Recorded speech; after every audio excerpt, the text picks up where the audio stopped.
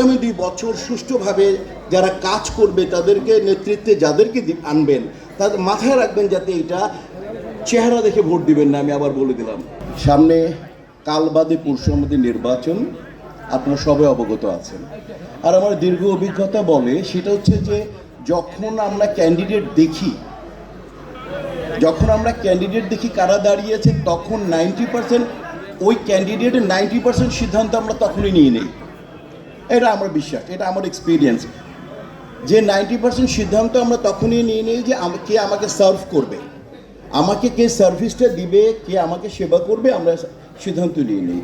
আর নির্বাচনের আগে আচরণ পারফরমেন্স 10% হয়। তা আমার বিশ্বাস অলরেডি সিদ্ধান্ত নেওয়া হয়ে গেছে।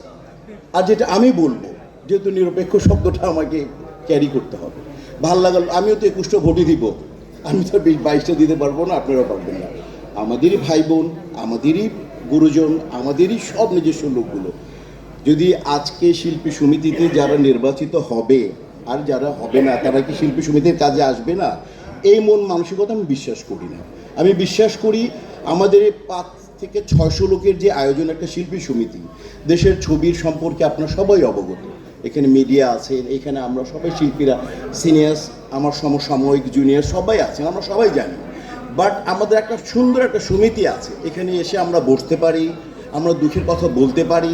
সমিতির নেতৃস্থানীয় যারা আছেন তারা তাদের সর্বোচ্চ চেষ্টা করেন আমাদেরকে সার্ভিস দিতে।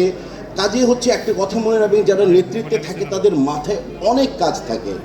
ব্যক্তিগতভাবে কোনো 2-1টা আচরণকে কখনো খারাপভাবে নেবেন না, সেটা যে উনি আমার সালাম নেয় নাই, উনি আমাকে সালামের উত্তর দেয় নাই, এই সমস্ত যাবেন না।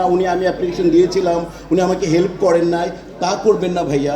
আগামী 2 বছর সুষ্ঠুভাবে যারা কাজ করবে তাদেরকে নেতৃত্বে যাদেরকে আনবেন তাদের মাথায় রাখবেন যাতে এটা চেহারা দেখে ভোট দিবেন না। আমি আবার বলে দিলাম, যে আপনার সাথে ছিল, যে আপনার সাথে থাকবে, আপনার দিল বলে দিবে, আপনার মন বলে যে কাজ করবে, আমার সমিতির জন্য যারা কাজ করবে ভাইয়া, এই ব্যাপারে আমি একটাই কথা বলে দিয়ে যাচ্ছি, এটা আমার মতামত, যারা এই যে 21 জন আমার জন্য কাজ করবে, আমাদের জন্য কাজ করবে, তাদের পক্ষে যাতে আপনার রায়টা থাকুক, ঠিক আছে?